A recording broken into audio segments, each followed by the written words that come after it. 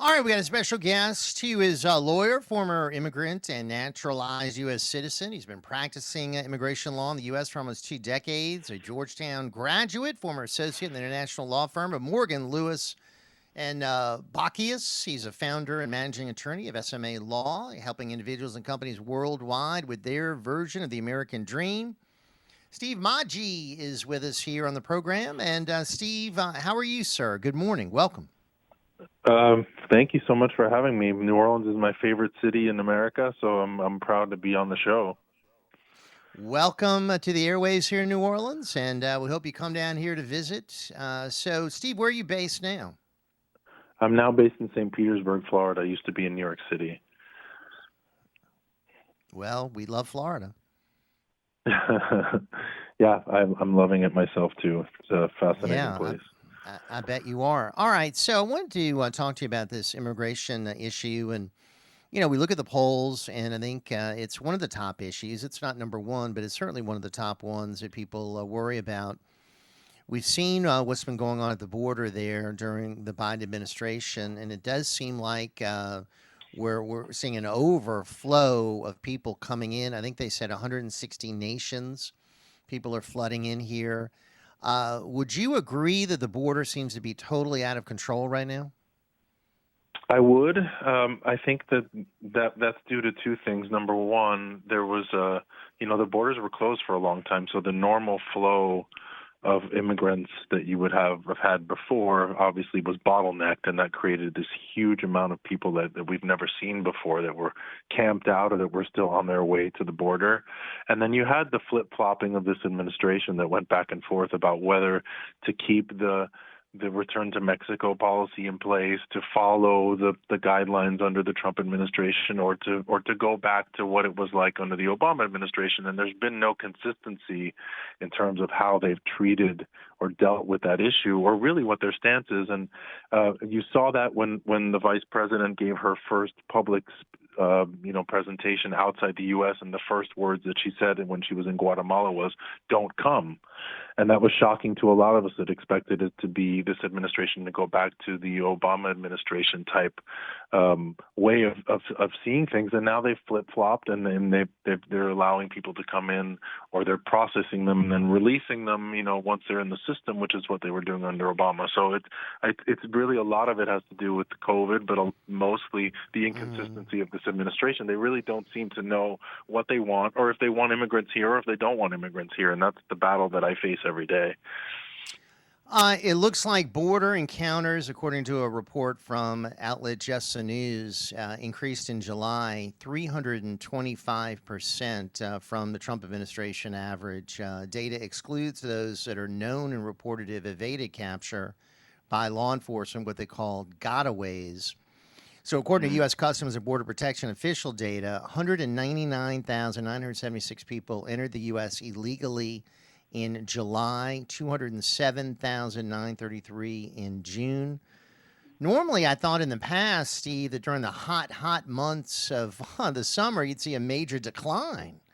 But it doesn't look like that's happening. Yeah, you're absolutely right. There was a major decline in the past because people were dying because it was just too hot, and they couldn't suffer. They couldn't get through those really difficult conditions in the hot, desert summer months. And so this is a byproduct of what I was saying, of that sort of bottleneck that was created by COVID. And then the flip-flopping, what that does is when the administration says, as of today, we're not going to let you in, and if we capture you, we're going to process you, or we're not, and then they flip-flop. When they switch back to being more sort of open about this and not having, let's be honest, they don't have the personnel to be able to detain every single person that gets over the border, that sends a signal to the people that are there that this is our green light to come in. And that's what they do. They flood the borders, and then they have to flip-flop again to try to shut down, and then it's too late, right? So it's the inconsistency here that's really problematic too. Here's my worry: is that these quote-unquote gotaways could include terrorists, could include murderers, cartel members. I mean, I don't think we know where they are, who they are, and the people that are processed seem to be sending them all over the country, burdening local communities. I know the governor of Texas is now saying, hey, we're overwhelmed here. We're full here. We're sending busloads up to New York and D.C. And they're saying, hey, we're overwhelmed. We can't handle it. So it doesn't seem like any place can handle these numbers, Steve. We're just being overwhelmed. How can we bring about some control to this? Well, I mean, I think you're absolutely right in your observations, and it's interesting that these cities, and like I said, I used to live in one in New York that um, open their doors in terms of their politics to people that have come in illegally. They're bearing the brunt of that, and they're seeing what the consequences are. So, ironically, my clients, I try to help people come to the U.S. legally, and there are so many barriers to helping even business people, entrepreneurs, people investing in the U.S. to get their visas. I could spend all day complaining about that. Well, And they that's always that's say what to me, drives me "It's easy." crazy. We want people to come here legally. We want people to come here legally, but we make it hard for people to come here legally. For people that come here illegally, we seem to be opening up the doors, and it just seems like it's backwards. It's completely backwards. And as having done this for 20 years, I'm not a political person, but I am pro positive immigration, meaning people that really do add benefit to the U.S. I think that we need them. We need those super brilliant scientists. We need those entrepreneurs that are putting millions of dollars into businesses here that create hundreds of jobs. There are millions of jobs that have been created over the years by foreign investors, and I see that as a positive thing. But those are getting so difficult to get approved, to get processed in the embassies, which a lot of them aren't even accepting these petitions as of a year or 2 years ago. And that creates a bottleneck in terms of the flow of money coming in that does create positive change. Unbelievably frustrating for somebody like me who only helps people come in legally, and seeing at the same time how other people are abusing the system. And our administration is really not locking down on what the priorities are. And I think that in that respect, the Trump administration had it right. What President Trump wanted to do at one point was to do a merit-based system where Right. they identified the people that were really necessary in this country, putting our pride aside. Like, maybe we don't have enough nuclear engineers We and we need don't. some.